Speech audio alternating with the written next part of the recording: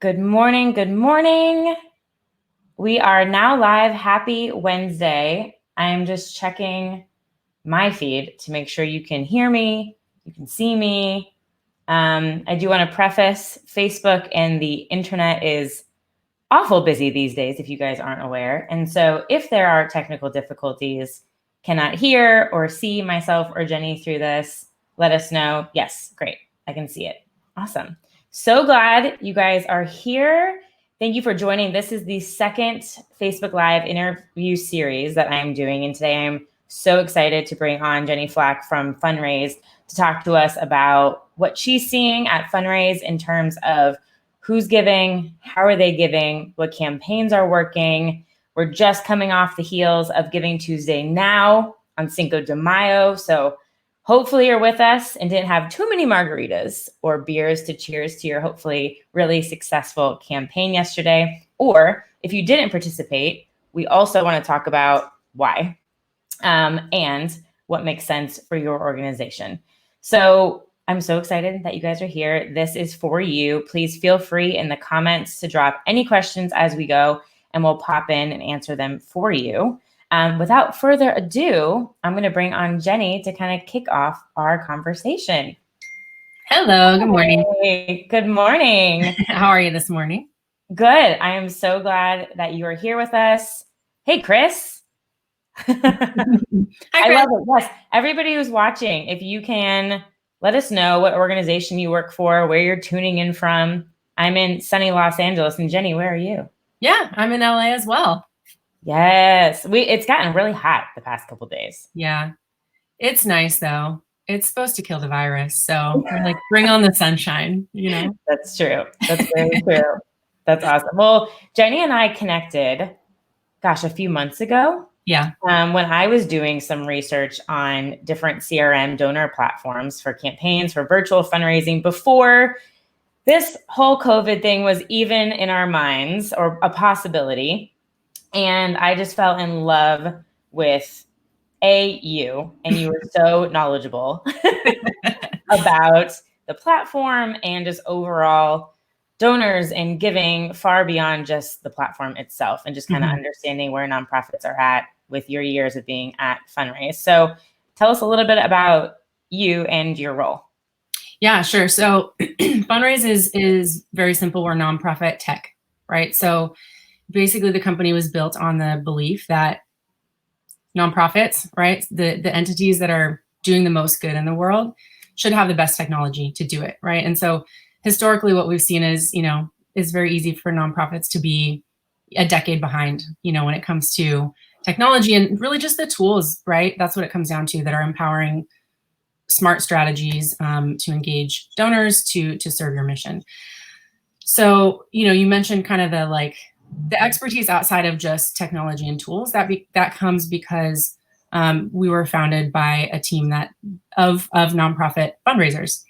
So we like to say we're built by fundraisers for fundraisers, and that's something unique about us. So, yeah, my role there is what was that? Really important. Yeah, and the biggest compliment we get, honestly, when we, show the platform is the aha moment, inevitably, when somebody's like, oh, you get me, you understand, or like that's the biggest compliment. So that's kind of the background of Funraise, and my role there is I work with new organizations, that are looking at their current tech stack or strategies, maybe looking to do new things, and then bringing them on board to be part of our little family.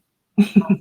I love it. Well, yesterday was a big day for nonprofits all around the world, Giving Tuesday now. Yeah. What did you guys see at Funraise? And also maybe expand it to what have you seen really over the course of the past 2 months? Yeah. Okay. So here we go. We're down in the deep end. Yeah, I think really, to me, yesterday, which if you don't know was Giving Tuesday now. So the kind of Giving Tuesday campaign and entity normally does campaigns usually in November, right after Thanksgiving. But, with current circumstances being what they are, kind of rolled out, hey, we're going to do another one this year. And that was yesterday. So to me, what we saw yesterday was really just a distillation of what we've seen over the last couple months when it comes to, fundraising strategies. It's no secret that a lot of organizations have really had to pivot and look at, adapting their strategies. And in many cases, the tools, again, that they're using, like I use those always together, right? Because the tools just enable the strategies. But at the same time, strategies can be built off of the tools that you have. So anyway, so yeah, what we saw yesterday was massive activity, right? A lot of like huge increase in donations across, our customer base. But the reason I tie that to the last couple of months is because what we've seen over the last couple of months has, I think, been really surprising to a lot of people. As you can imagine, most, of our conversations are about, what do I do now? Or how do I adapt? We were supposed to have this gala, it brings in $1 million. Like that's going to impact our mission and even, our sustainability. Yeah. So what do we do to make sure that we're, bridging the gap? A lot of the conversations I've been having, basically since COVID, people fall in different camps in terms of how they respond, right? So some folks, I feel like it's kind of just like a litmus test for like almost a Rorschach test, I should say, for like kind of how you see what's happening. So some folks are really kind of stuck, right? Like, what do we do? Do we just wait and see what's going to happen?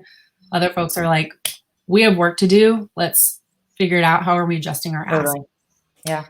So what we've seen has been surprising, I think, even to us, which has been an overall increase in giving. I think that's been surprising also to a lot of people that I've talked to over the past couple of months. And we've seen this in March and again in April. Yeah. Now we can dig into kind of some of the specifics there about the asks, but overall, what we're seeing is there is capacity to give, right? So even though times feel so weird right now and unemployment is super high, like people are being impacted economically. But if you consider 85% of, the nation right now is still employed, right? And among those who are still employed, there's an increased, desire, I would say, among a lot of them to do something. Yes. Yeah. So we're seeing different segments emerge of nonprofits and how they're responding. Fundamentally, those who are asking and who are tailoring their ask to these unique times are seeing donations come in, right? And we're seeing that overall. And I just want to like tie back, because I think it was so important what you just said, where everyone right now is living the same world. So very unique. It's a very unique situation. And I think that's so crucial for nonprofits to understand is there's a lot of sensitivities around asking. But like you said, people are, we're at home. We're not running around doing as many things. So you have kind of a concentrated time to reach people. And they're in a place where they know people are hurting more than usual. That's right. And if you are in a place to give, will give. Yeah. I mean, I can say anecdotally, my husband and I, our giving has increased, over the last couple of months, and particularly to organizations we may never have given to before. Because like, think about normally activism involves getting out of your house, going out of your door and doing something. And right now activism looks like sitting on your couch. But that also means like, are you as a nonprofit giving people like me or, and my husband and all of us who want to do something, the tools actually to do that. Right. Virtually. Right. Absolutely. So giving them tools to fundraise on your behalf, not just donate, but, get other people to donate to sustain the work that you're doing. Those that are absolutely seeing the impact. And again, giving overall has increased, and that's those dollars and that revenue is going to people who are making an appropriate ask. Yeah, I love that. And that's a great segue. I want to talk about, so specifically over the weekend, for those of you who have followed me on social media, I signed up a couple weeks ago for Dressember's virtual 5K. So Dressember is, ran my 3.1 miles. We actually ran 3.2 miles. Get the extra. And Dressember is actually who introduced me to Jenny. And Dressember is an amazing organization for those of you not familiar. They're headquartered in Los Angeles, but they work all over the country and internationally to try and end human trafficking and support survivors of human trafficking. And Blythe Hill is a good friend of mine, the founder. And so I signed up to run this virtual 5K and had to go through creating an advocate page through the Funraise platform that they use. And actually, while we're talking about it, I'll pull it up because literally what you just said, if you have to make it easy to donate, you have to make it easy to give. And so what I did, and while I pull this up, so this is my advocate page. And my goal was 300. Good job. Thanks. You totally passed your goal. Okay, and this is why. So one, do they have it down here? Okay, this to me is so crucial. So it's brilliant. December is brilliant in that they literally outline for X amount of dollars, it equals X impact. I call this a single issue ask. So you could tell by each dollar amount what it will provide. So for my goal, I chose the $320. So $320 directly equals 8 hours of therapy for one individual, a survivor of trafficked. So I was like, that to me sounds like a great goal. Yeah. So I set that as my goal. I just want to comment there real quick. Like your situation is like a lot of people, especially if they're doing this for the first time and you have them sign up, hey, do peer-to-peer. They're ready and they're eager to help you. But if, giving them some cues as to what should my goal be, it's like these very practical things to kind of lay the groundwork. So it's not just about the technology being easy. Hey, I can sign up. There's my profile picture, that kind of thing. That's important, but also empowering, your donors, your supporters, your fundraisers to understand like the impact that they can have and to tie that in. So absolutely. And then, so after I set up my page, one of the first things that Funraise does is it prompted me to create a Facebook fundraiser. And for those of you that have not created it, what it does is it seamlessly takes an image. So I didn't have to put this image in here. It automatically moved over. I edited my title to be really specific again about my ask. It pulled in everything that I had drafted. This about matches this about, and I could go in again and edit it if I wanted to, but it tells my personal story of why the cause is so important to me. And then what I did for mine on Facebook right before actually we were doing our walk warm up, I went live on Facebook, and Facebook allows you to share your fundraiser with your live. Right. While you're live, there's an area at the bottom that literally is a call to action to donate. So as I was walking, and I maybe went live for 5 minutes, like right as we walked to start our run, I explained what I was doing, what I was fundraising for, that I wanted 32 people to give $10. I wasn't asking for $100. I wasn't asking for $1,000, $10. Awesome. And in that 5 minutes, I raised over $150. Wonderful. So I went live then I did my run. Then I went live on our walk after, on our cool down. You didn't let everybody see you sweating during? Yeah, no. I needed to be able to breathe. Gotta focus. I get it. And then afterwards, so you can see what was happening here, is you see all these Facebook donor, Facebook donor, Facebook donor. So I had 19 donors and ended up exceeding my goal. So afterwards, same thing. I went live. I'm sweating. I'm like, you guys, I just finished my run. Same thing. Donate below. And then I shared it to my Instagram stories. And this was all within a course. My run took me 30 minutes. And then afterwards, I shared it to my Instagram stories. And somebody was like, how much more do you need to reach your goal? Awesome. And DMs. And I was like, $30. And she's like, I got you. Done. Oh, so cool. Yeah. And that was it. And so within literally 2 hours or less, my goal was, I surpassed my goal. Yeah. And I think one cool thing, so the feature of a Facebook integration is so crucial. So crucial, because the other cool thing is so if I scroll, then I did a thank you video. and posted it. But as people were donating in here, you can see I'm replying. Yeah. And saying thank you. And then for the people who donated while I was live, it shows you, it's like, ching, like somebody donated to you. And then I'm you like, run faster. Yeah. And then I'm like, hey, you can So I'm motivating. talking right to them. I'm like, Jane, thank you so much. Sarah, that's awesome. So I'm having this live interaction. And they were just, I got messages afterwards like, this was so cool.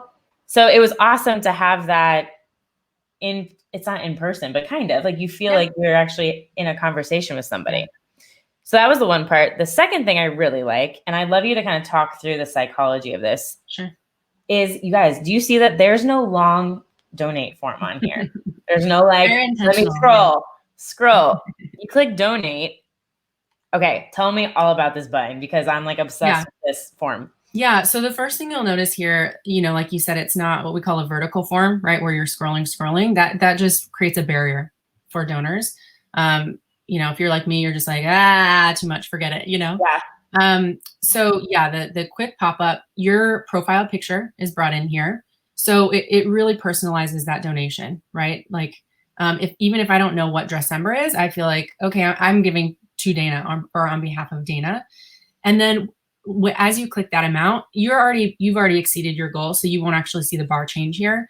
But if you were say at 50% of your goal, somebody clicks one of those amounts, it's actually in real time going to fill. It still will show the number. So like click on 150. Oh yeah.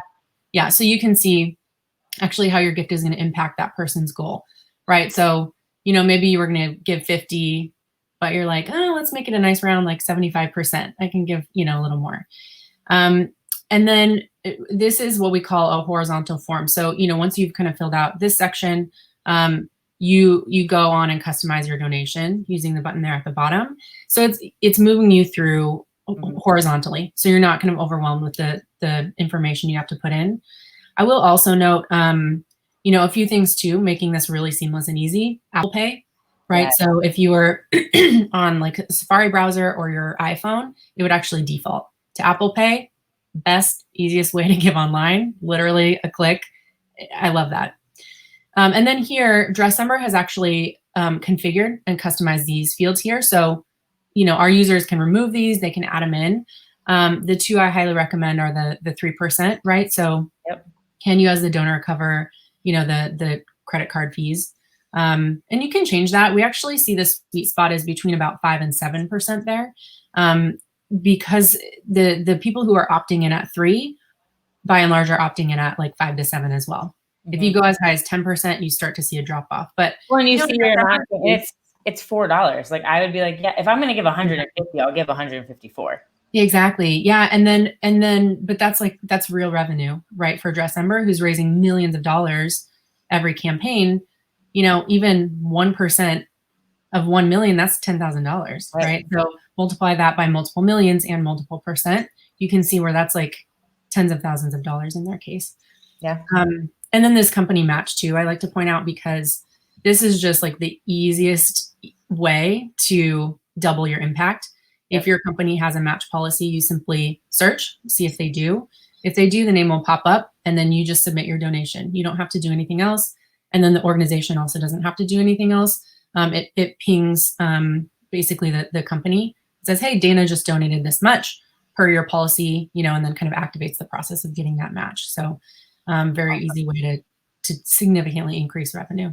Yeah. And then it just continues to go. Well, I'm not doing a company. You can uncheck that. Yeah. And then you just go over and add in your info. Exactly. Oh, the other thing I really liked about this is for the billing address. Yeah. It's not like address, city, state, zip. It literally, if I start to type in an address, it'll start to populate. So we call this autocomplete. This is, the same thing if you're calling an Uber or Lyft. You kind of start to type in the numbers, and it's like kind of narrows down, hey, here's what you're talking about. The advantage of this for the donor is, like you said, it's just super easy. But I would say even more significantly, the advantage for the organization is the data, right? Cleanliness of data. So you don't have 4 different ways that people are writing California. And then, you have duplicates and things based on that. So it's really just streamlining that. Yeah. I love this. Yeah. So that's the form. And then to dig a little bit more too into the advantages Facebook integration. Mm-hmm. Like you showed here, through the integration, basically your campaign page is mirrored, as a fundraiser. Yep. On the organization side, though, there's again, the way the tools are built here, it's by fundraisers for fundraisers. So it's got the donor in mind, making it as easy and seamless as possible. It's also got the organization in mind, of course, right? So the significant thing here is the data. Right now, if you don't have a Facebook integration or anything like that, people can give to you through Facebook. Like they can just go rogue and create a Facebook fundraiser, which is awesome. If you are on typically the finance team at an organization, you're like good and bad, because the data is so limited that you get. So people cannot tell. They get a name. That's usually it. So, and an amount. So they cannot tell who did this person give on behalf of.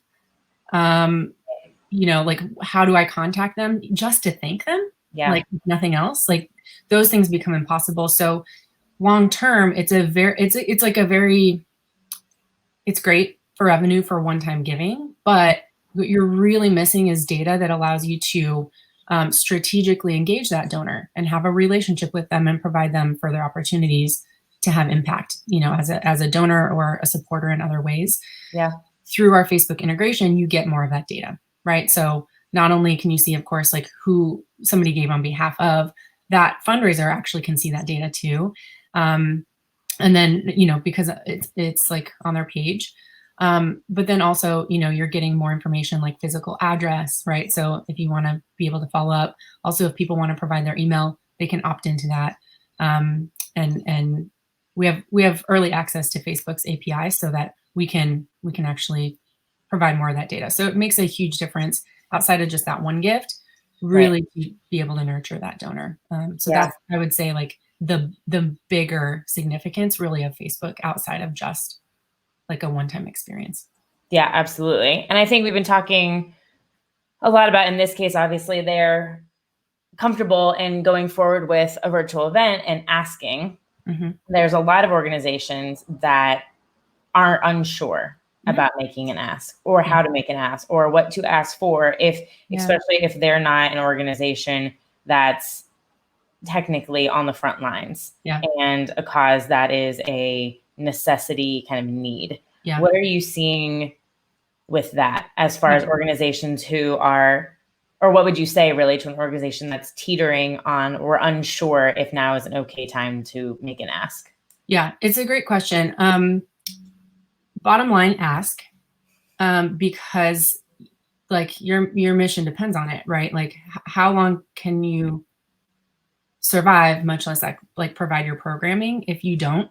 Like that's kind of the first question. Then it becomes a matter of how. Like, so don't get me wrong, like there are wrong ways to ask right now, right? Our friends over at Next After, they're a fundraising research lab and do consulting and things like that.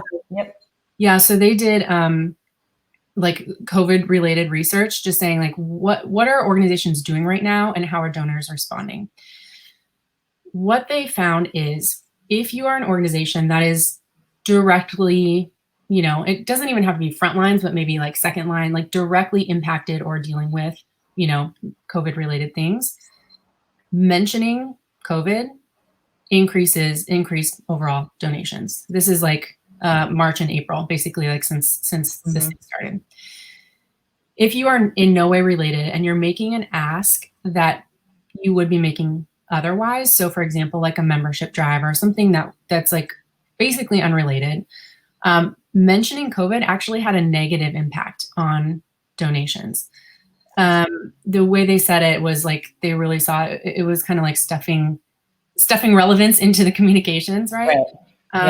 But they saw, so they kind of had these three buckets, right? One where it's like natural, like you naturally are related in some way. Talk about that. That's we saw an increase there. Then we saw like kind of the unnatural ask cause a decrease. And then there's kind of a neutral bucket where it's like, maybe it's not that related, but you're just saying, hey, now more than ever, or, in these times, like just kind of a vague reference, maybe mentioning it, but not trying to be like,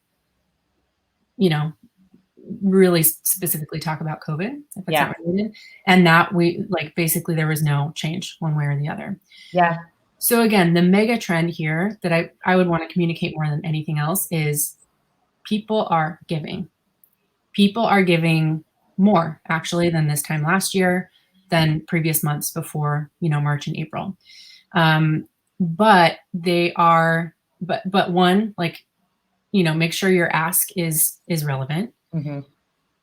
And then two, again, I'm going to say it comes back to your tools. So Dressember is a great example. Like the 5K that they had was supposed to be an in-person 5K. Yeah. Yeah. But they pivoted and said, you know what, we're still doing this. It's a virtual 5K, rather than saying, like, if you remember in school, like getting a 0 on a test was like way worse than even getting an F, but 50%, right? To like your overall grade. Yeah. Like, yeah. That parallel exists here. Like maybe you take a hit, right? Like maybe, I don't know necessarily in their case, but like what their goal might have been versus what they did. I don't know if it was higher, lower, or the same. Even if you take a hit though, like maybe you take a 20% hit, even a 50% hit allows you to do a lot more than just canceling or just waiting. And what's interesting too with a lot of events that I've been talking to nonprofits about is anybody who had a golf tournament or a gala, or even if it is a 5K, there are event costs that you are no longer paying for. Yes. So there was one organization where, because they didn't have to pay for their event costs, their fundraising amount was lower. Yes. Or I think it may have been a little bit lower at par, but it was 418% increase net because they didn't have any of those event costs besides just kind of staff and a few tech things. Yeah. I love that you brought that up. It's so true. Events are notoriously just very expensive to put on. So to your point, like the net fundraised dollars impacts that significantly. It might be 50%. Yeah, the goal doesn't have to be as high anymore because you're not spending X dollar on the actual execution of it. Exactly. Yeah. And again, like there's appetite among donors and supporters right now. Like they get it. We're all in this situation. It's not unique to you as an organization. Right. It's not something you have to explain to anybody. People understand exactly why you're adapting and are ready to do that. So we've had a lot of, organizations that were supposed to have galas or runs or golf tournaments, and they're translating those into peer-to-peer events. They're focusing on recurring giving, basically going digital.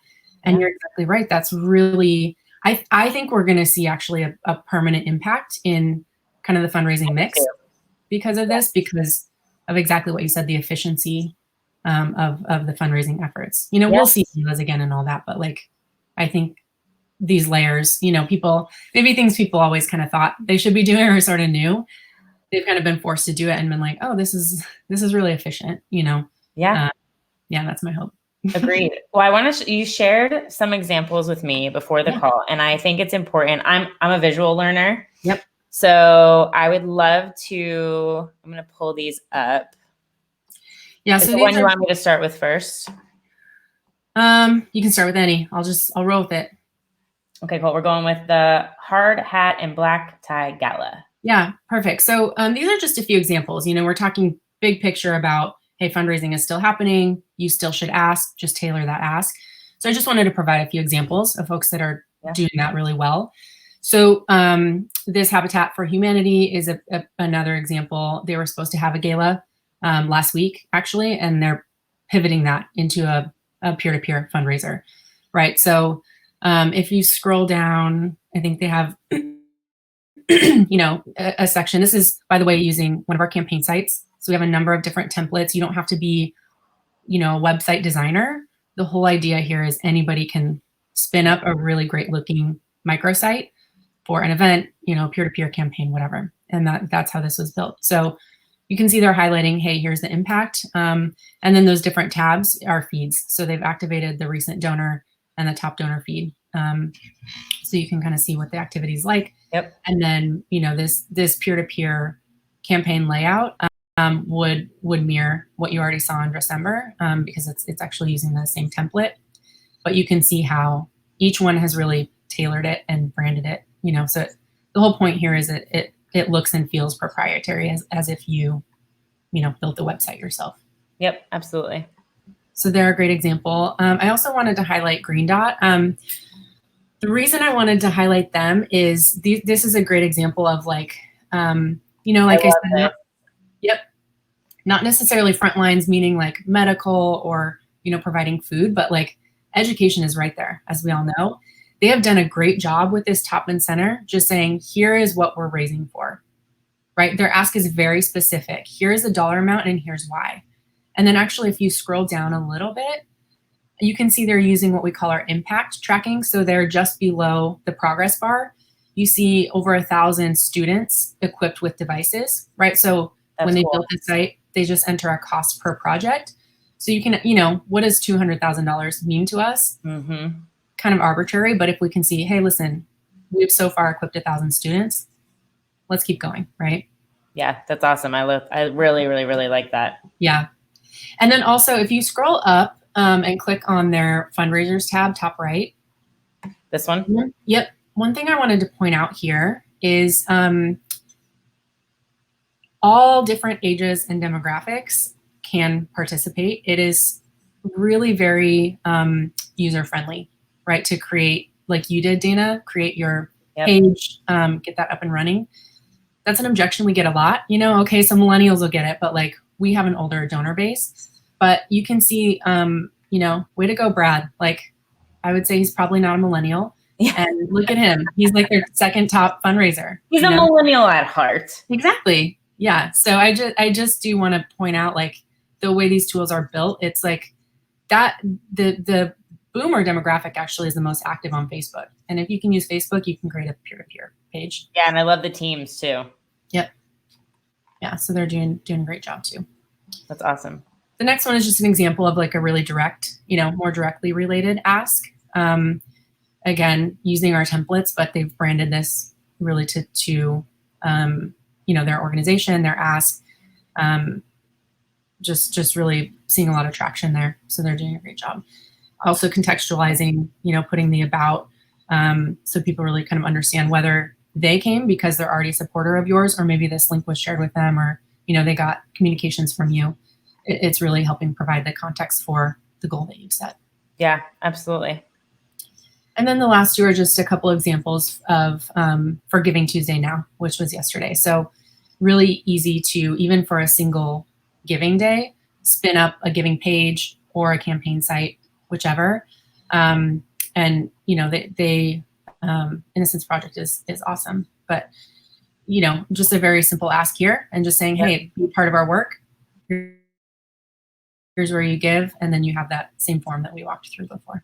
Yep, super simple. Yeah. And then the last one, just another example of a Giving Tuesday Now campaign, in this case, a peer-to-peer campaign, right? So you can have just like a giving page or a peer-to-peer like micro site. Lots of different templates that you can choose from, but the point being it's as easy as it can be to make it look good and be easy for your donors, but also, to really convey your ask and how that's contributing. I love it. And actually, one thing that we didn't have pulled up here before, but I want to see if we can pull it up. Do you have handy the video pages? I'm probably going to get back in my email. So what I'm talking about right now, while Jenny looks for that, is so a lot of you are now doing a live event where you're actually streaming something. You're doing a mini production. Whether it's something small and everybody's remote, or a select number of people that are kind of like socially distanced are getting together. And what I really love is that Funraise has built a page where you can literally embed your video, and then you can integrate all these different features on your page so that it's a completely branded experience.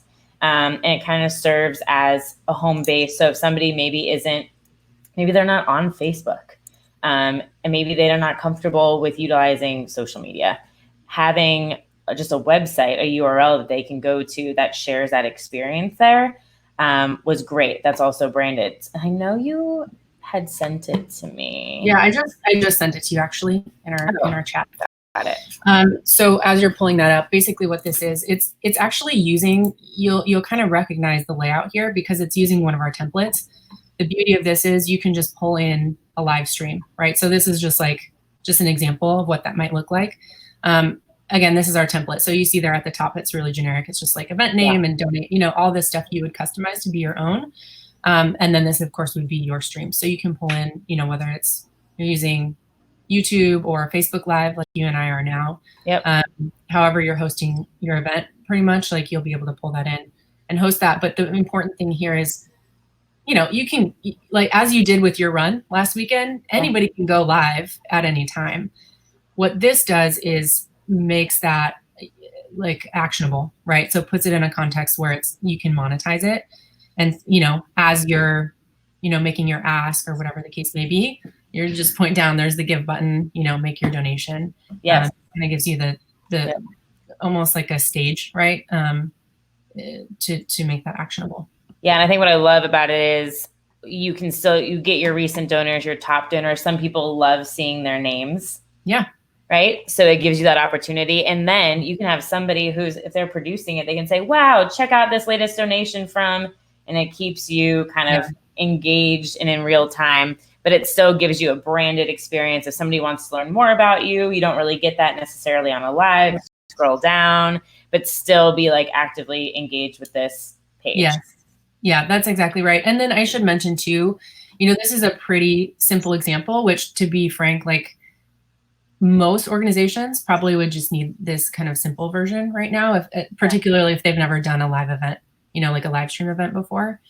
But, for anybody who's working with gamers, like doing a Twitch, we have like a Twitch integration, right? So if somebody's fundraising for you by, gaming, we can integrate that. We also integrate with Streamlabs. So, if you're doing kind of a more sophisticated, like, having pop-ups, when donations come in. You mentioned people love seeing their name. That's the whole name of the game when it comes to people who are really like streaming and seeing like their comment and their name pop up actually up there on the screen with little widgets. We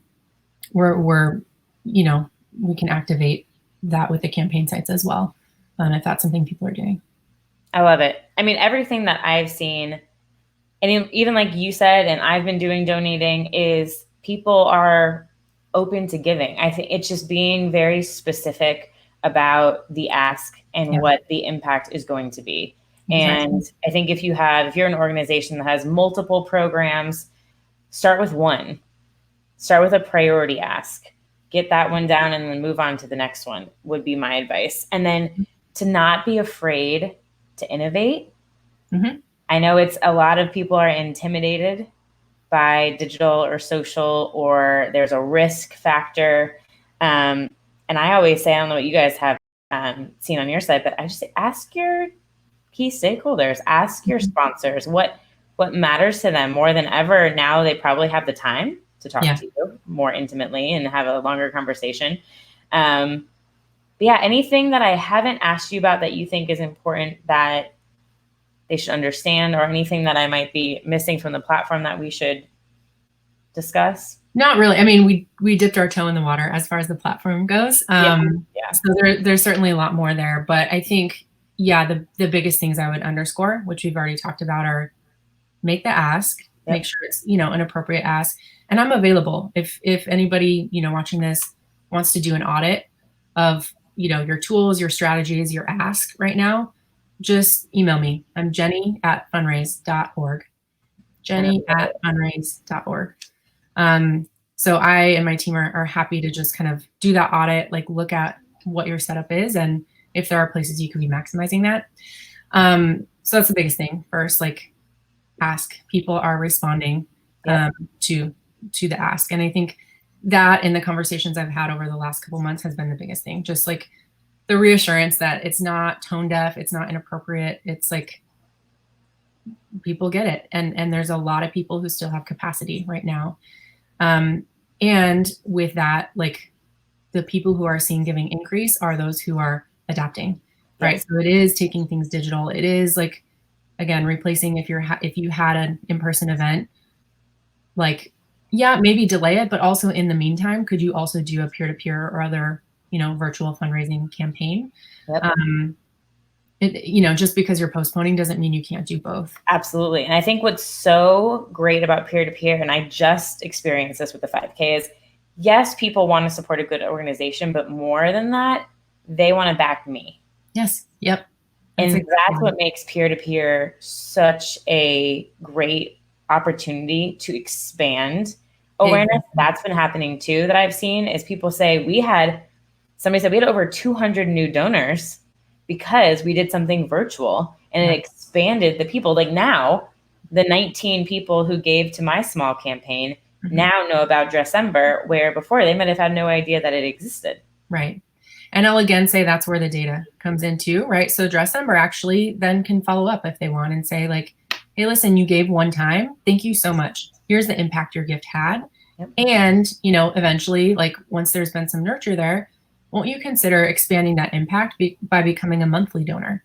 Yep. Right. And now the lifetime value of that donor in terms of revenue and impact for Dressember has increased, at least 10 to 20 fold, depending on how long that goes. So yeah, it's certainly a huge opportunity, and that's why I say I think a lot of folks who are kind of dipping their toe in the water now by necessity will find that these are really core strategies actually, and really mission critical strategies. Well, Jenny, this has been such a valuable conversation, and everyone, please her up on this audit opportunity. Her email is in the comments. I'll go ahead and also put it into the copy once we wrap. Jenny, thank you so much. Absolutely, my pleasure. Yeah, thanks so much for inviting me. Absolutely. Have a good rest of your Wednesday. Okay, bye everyone. Bye. How awesome was that? If you guys have any additional questions, please drop them into the comments section. Feel free to check out Funraise on their site. They do amazing, I think it's weekly or maybe more than weekly, webinars talking about things that are relevant and happening in the nonprofit community, talking about data, what they're seeing. And then next week, as we just kind of talked about the peer-to-peer fundraising, another organization that is incredible at doing this that you might be familiar with is Movember. They raise funds and awareness in men's health with prostate cancer, testicular cancer, suicide awareness, and did I say mental health already? Mental health, which people are talking about kind of being the second wave of a pandemic is mental health. So I'm really excited to bring on Caitlin from the US marketing team next week to talk about what they're doing, what they're seeing, how they're being creative and messaging and talking to their audience. So please join me next Wednesday right here again at 9 a.m. Pacific, noon Eastern time. I hope everybody has a great Wednesday.